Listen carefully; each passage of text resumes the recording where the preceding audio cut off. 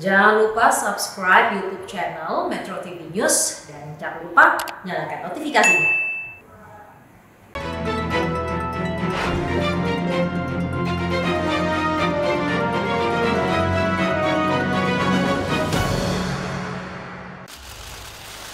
Saudara JPB selaku Menteri Sosial menunjuk MJS dan AW sebagai PPK dengan cara penunjukan langsung para rekanan dan diduga ditetapkan adanya fee dari tiap-tiap paket. Isi itu kuantitasnya itu memang menurun sekali gitu. Ada kemudahan untuk vendor ini mencari untung sebesar-besarnya.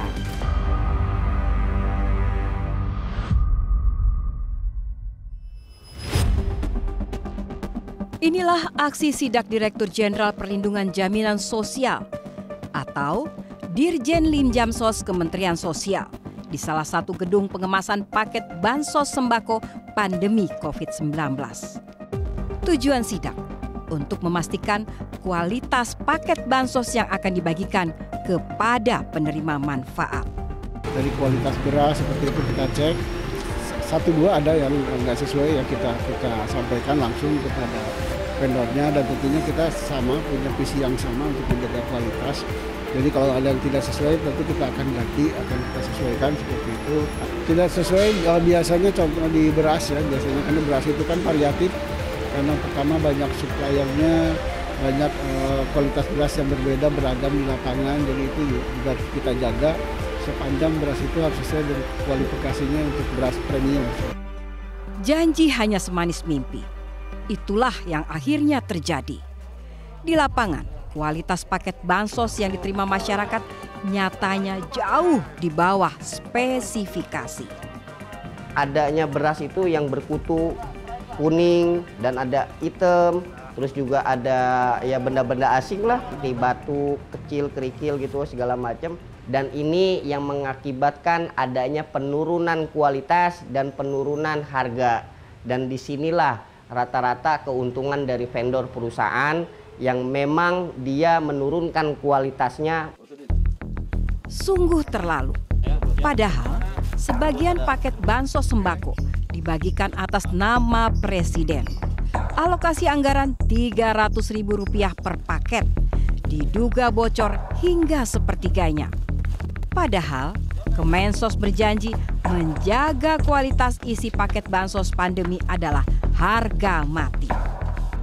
Penyelewengan paket bansos sembako sangat terang benderang dan sangat mudah dibuktikan. Cukup bandingkan isi kantong dengan produk serupa di pasaran. Orang awam pun pasti akan menemukan kejanggalan. Dan ada yang awal lagi, ada sabun itu. Tapi itu awal. Ini kan yang tahap-tahap awal gitu kan. Ini yang Kemensos. Terus goodie bag-nya juga bagus. Ya, yang akhir seperti ini, roti ini. Terus sarden tinggal 2. Terus susunya ya beda-beda gitu kan. Sardennya tinggal 2 ini. Beras ini. Nah. Ya, berasnya enggak ada mereknya gitu. Pak. Baju hari. Di sini, Bang. Bau busuk proyek pengadaan bansos pandemi COVID-19 akhirnya tercium KPK. Pada Sabtu 5 Desember dini hari, KPK menggelar operasi tangkap tangan. Hasilnya, KPK menciduk Ardian alias AIM serta Hari Sidabuke alias HS selaku pihak swasta pemberi suap. KPK juga menyita uang belasan miliar rupiah yang dikemas dalam beberapa koper. Saudara JPB selaku Menteri Sosial menunjuk MJS dan AW sebagai PPK dalam pelaksanaan proyek tersebut dengan cara penunjukan langsung para rekanan dan diduga disepakati ditetapkan adanya fee dari tiap-tiap paket pekerjaan yang harus disetorkan pada para rekanan kepada Kementerian Sosial melalui MJS. Untuk fee tiap paket bansos disepakati oleh MJS dan AW sebesar Rp10.000 per paket sembako. KPK selanjutnya menangkap pejabat pembuat komitmen proyek Bansos Pandemi, yaitu Matius Joko Santoso. KPK juga menetapkan Adi Wahyono serta Menteri Sosial Juliari P. Batubara sebagai tersangka. Menurut KPK, ada kong-kali-kong antara penyelenggara negara dan pihak swasta hingga paket bansos sembako COVID-19 dipotong nilainya. Mengapa Anda tega? Saya ikuti dulu prosesnya ya. Terus setelah Doanya teman-teman. Menteri Juliari yang tengah berada di luar kota saat OTT berlangsung menyerahkan diri ke KPK pada Minggu dini hari. Juliari dijerat dengan pasal 12 huruf A atau huruf B pada pasal 11 Undang-Undang Tindak Pidana Korupsi. Menanggapi ulah tercela seorang menterinya, Presiden Joko Widodo tak dapat menutupi rasa kesalnya. Berulang kali saya mengingatkan ke semua pejabat negara, baik itu menteri dan semua pejabat, untuk hati-hati dalam menggunakan uang dari APBD Kabupaten Kota, APBD Provinsi, dan APBN. Itu uang rakyat. Apalagi ini terkait dengan bansos, bantuan sosial. Saya tidak akan melindungi yang terlibat korupsi, dan kita semuanya percaya KPK bekerja. Sejatinya, bansos pandemi sudah dipergunjingkan sejak lama. Alasannya sederhana dan sangat kasat mata. Bila meneliti isi paketnya, sulit untuk percaya nilainya telah sesuai dengan anggarannya. Berarti ini ada selisih dari 270 sampai di 190 ataupun 170. Dan ini aliran dananya ini kemana gitu kan, seperti itu. Yang jelas saya telusurin itu selain dari Kementerian Sosial, itu ada juga ke vendor perusahaan penerima SPK Bansos Kementerian Sosial. Walau banyak yang mengkritisi, pihak Kemensos tak kunjung melakukan evaluasi, namun hanya sibuk membela diri. Bantuan sosial alias bansos merupakan salah satu kiat pemerintah untuk meringankan kehidupan warga yang terdampak pandemi COVID-19. Anggaran yang disiapkan tidak main-main, mencapai 5,9 triliun rupiah. Kemensos pun menyiapkan 272 kontrak yang dibagi dalam 2 periode untuk pengadaan bansos berupa sembako. Dalam kondisi normal, proyek sebesar ini harus melalui tender. Sesuai Perpres nomor 16 tahun 2018 tentang pengadaan barang dan jasa oleh pemerintah. Aturan ini dibuat dengan filosofi untuk menjaga marwah dari sistem lelang, yaitu menjaga persaingan sehat di antara calon vendor dan menjaga kualitas barang dan jasa dengan harga yang wajar. Oleh karena itu dalam tata kelola pengelolaan pelayanan sosial ini, bantuan sosial ini juga harus dilakukan mekanisme GCG-nya. Governance-nya juga harus bagus, tata kelolanya harus bagus, yang accountable. Nah, itu dilakukan semata-mata untuk menghadirkan negara dalam setiap permasalahan yang dihadapi oleh masyarakat kita. Karena kalau perencanaannya tidak betul, maka itu timbul celah terjadinya pelanggaran atau konflik of interest.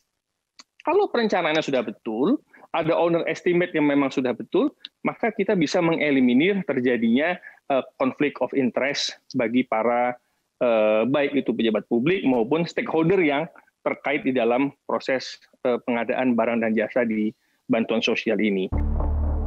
Namun, pandemi COVID-19 sudah ditetapkan sebagai bencana non-alam. Maka pengadaan barang dan jasa terkait penanganan pandemi dapat melalui penunjukan langsung. Payung hukumnya adalah Peraturan LKPP nomor 13 tahun 2018 tentang pengadaan barang dan jasa dalam penanganan keadaan darurat. Celah hukum inilah yang digunakan oleh Menteri Juliari dan kelompoknya. Juliari mengangkat anak buahnya Matius Joko Santoso dan Adi Wahyono sebagai pejabat pembuat komitmen atau PPK. Keduanya lalu menunjuk langsung perusahaan rekanan dengan syarat harus memberi fee. Salah satu yang mendapat kontrak adalah PT Raja Wali Parama Indonesia yang diduga milik Mateus sendiri. Kontrak juga diberikan pada perusahaan milik Ardian dan Hari Sedabuke yang akhirnya dibekuk KPK. PPK menentukan fee yang disetor besarnya Rp10.000 untuk setiap paket bansos. Terkumpullah Rp12 miliar untuk bansos tahap pertama. Penyerahan dilakukan secara tunai oleh Matius kepada Juliari sebesar Rp8 miliar melalui Adi Wahyono. Eko dan Selvi yang sempat ikut diciduk KPK ditugasi mengelola uang tersebut. Keduanya adalah tangan kanan Juliari. Belakangan terkumpul lagi 18 miliar dari fee kontrak pengadaan bansos. 8,8 miliar diantaranya akan disetor ke Juliari. Namun, digagalkan operasi senyap Komisi Pemberantasan Korupsi.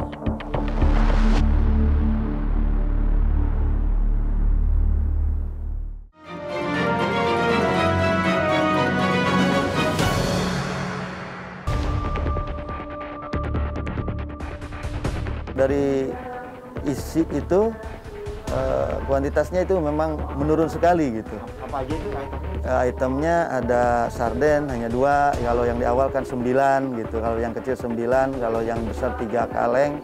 Kemudian ada biskuit, cuman biskuit juga yang isinya juga sedikit gitu kan, ada susu. Itu minyak 2 liter, nah beras katanya sih 10 kilo, tapi ada yang pernah warga menimbang katanya sih kurang dari 10 kilo. Kualitasnya menurun. Itulah testimoni warga penerima bansos sembako COVID-19 dari Kemensos. Pertanyaannya, bagaimana bisa bansos yang nilai kontraknya sama berubah spesifikasinya? Tim Metro TV mendapat sejumlah dokumen terkait proyek pengadaan bansos sembako untuk warga yang terdampak pandemi COVID-19. Salah satu dokumen mengkonfirmasi bahwa proyek pengadaan bansos pandemi menggunakan mekanisme penunjukan langsung. Menurut dokumen, selain menyediakan barang, vendor juga bertugas mengemas dan mengirimkan bantuan sosial.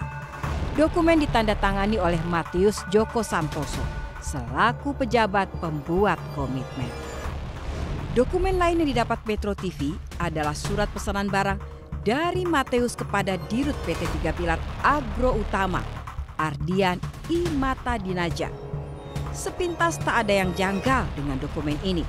Namun, jika diteliti, dokumen ini tidak mencantumkan spesifikasi barang dan hanya total anggaran untuk tiap paket sebesar Rp270.000. Jadi memang tidak ada tertera beras harus premium atau medium. Minyak goreng pun tidak tertera merek apa. Sarden juga tidak ada merek.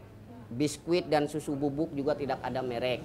Jadi dengan begitu ada kemudahan untuk vendor ini mencari untung sebesar-besarnya. Kejanggalan makin kentara saat mencocokkan dokumen dengan barang-barang yang diterima masyarakat. Dalam surat penawaran ini misalnya, hanya elemen beras yang mencantumkan spesifikasi kualitas Broken 15 dengan harga Rp12.500 per kilogram. Ini agak menguning, ya, kemudian juga hancur. Nah ini yang tahap 10. Tahap-tahap sebelumnya bahkan ada yang waktu itu mungkin di tahap 8 itu ada yang warnanya malah sudah hitam, ada kutunya gitu. Nggak ada mereknya. Yang tahap ini yang ke 8, 9, 10 ini nggak ada mereknya. Anggaran Rp12.500 per kilogram seharusnya sudah lebih dari cukup untuk pengadaan beras kualitas super premium. Menurut Persatuan Pengusaha Penggilingan Padi (Perpadi), bila membeli langsung ke pabrik, harga beras premium tak lebih dari Rp10.500 per kilogram. Jadi awal-awalnya kan tadi mengatakan bagus, jadi itu bisa dipenuhi karena sekitar 10.500 tadi. Kalau masih ada batu, masih ada gabah yang relatif banyak, kemudian menir, brokennya banyak, itu disebut dengan beras glosoran. Beras glosoran itu biasanya 8,5, 86 gitu. Isi paket bansos sembako yang juga disorot adalah ikan sarden dalam kaleng. Asosiasi Pengalengan Ikan Indonesia menyatakan ada 30 pabrik pengalengan ikan di Indonesia yang sudah mendapat sertifikasi kelas dunia. Jadi, kemampuan memproduksi ikan kaleng berkualitas tak perlu diragukan lagi. Persoalannya, vendor bansos pandemi meminta harga yang sangat rendah. Dokumen ini mencantumkan harga penawaran ikan sarden dalam kaleng yang dicantumkan sebesar Rp8.000. Sementara Asosiasi Pengalengan Ikan Indonesia menyebut bahwa vendor yang mencari ikan kaleng seharga Rp4 hingga Rp5.000. Kalau kita dengar budgetnya begitu besar, ternyata sampai ke pabrik itu budgetnya kecil sekali. Kalau digambarkan secara ini seperti apa Pak? Angka di posisi terakhir itu 4.000, 5.000. Karena dealnya adalah business to business, kami sebagai asosiasi nggak bisa masuk. Artinya dengan harga 4.000, 5.000 tadi sebenarnya nggak logis Pak ya? Ya, Anda bisa dalami lagi, Anda bisa cek ke pabrik kaleng berapa harga kaleng, berapa harga ikan. Kini, Matius dan Adlian telah meringkuk di tahanan Komisi Pemberantasan Korupsi. Bila ada yang bertanya, mengapa anggaran pengadaan barang untuk tiap paket bansos pandemi besarnya Rp270.000? Jawabannya adalah karena yang Rp15.000 dialokasikan untuk pengadaan kantong alias goodie bag dan Rp15.000 lainnya untuk ongkos distribusi. Ternyata penggelembungan harga paket bansos diduga juga terjadi dalam pengadaan goodie bag. Goodie bag Kementerian Sosial itu dikelola oleh PT Sritek. Apakah benar PT Sritek itu menerima 15.000 dari Kementerian Sosial? Harga goodie bag paling mahal itu, paling tinggi itu di harga 10.000, bukan 15.000. Tarif distribusi bansos pandemi pun diduga ikut digelembungkan. Dari alokasi Rp15.000 biaya distribusi, diduga ongkos sebenarnya hanya Rp5.000 saja.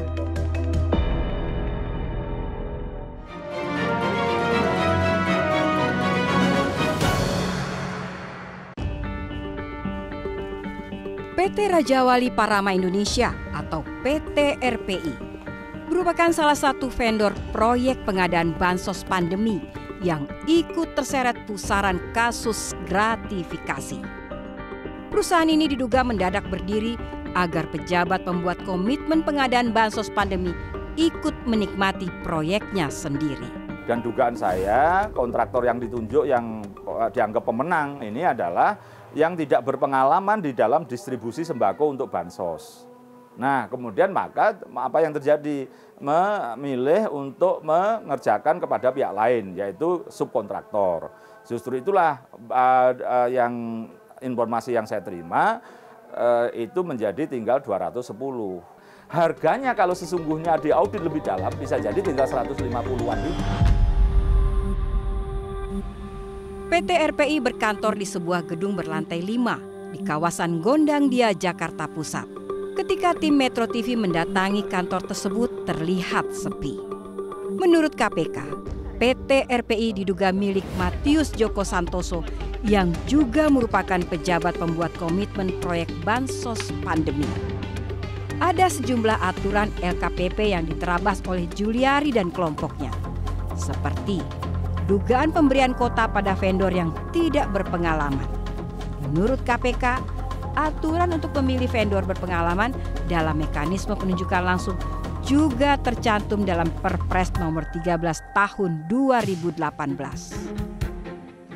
Pedomannya sih memang semestinya penunjukan langsung itu dalam kerangka COVID-19 itu berdasarkan Perpres 13 2018 itu memang boleh dilaksanakan dengan penunjukan langsung. Kenyataannya yang kami temukan bukan bidangnya, bahkan PT yang salah satu PT yang kami temukan itu baru lahir di bulan Agustus 2020. Kalau melalui tender tidak mungkin kita mengejar. Tadi itu saya sampaikan, 5 hari. Presiden memberikan batas itu, 5 hari harus sudah tersalur. Saya dengan Pak Ari kan turun lapangan terus untuk ngecek. Di lapangan, tak sulit mengamati merebaknya vendor yang lahir untuk menjaring proyek. Jadi supplier di sini juga banyak supplier yang dadakan, yang memang dia bukan supplier sembako. Ketika bansos ini dia hadir ataupun secara legalitas tersuratnya itu baru. Pemberian kontrak kepada vendor minim pengalaman diduga merupakan salah satu modus bancakan anggaran bansos pandemi. Kedua, ada yang terafiliasi dengan pejabat pembuat komitmen bahkan miliknya. Itu kan KPK malah yang ngomong. Nah, temuan saya yang ketiga, dugaannya ini adalah terafiliasi atau milik dari famili politisi level atas. Bukan hanya sekedar suap, tapi ini korupsi by design. Karena apa? Sudah ada dugaan persekongkolan untuk memberikan kepada masyarakat itu yang jauh harganya. Jadi lebih banyak ngambil untungnya. Pengenaan pasal suap dalam kasus bansos pandemi menuai polemik di kalangan pemerhati korupsi. Ada yang mendukung dan ada pula yang menilai KPK bekerja setengah hati. Kita tunggu saja perkembangan kasus ini. Apakah KPK akan memperluas pengusutan pada aspek korupsi? Pasal 2 ayat 2 Undang-Undang Tipikor mengatur ancaman perbuatan melawan hukum, memperkaya diri sendiri tengah bencana dengan ancaman hukuman maksimal hukuman mati. Silakan bicara dulu, Pak. Buat rakyat Indonesia, kenapa Anda tega? Metro TV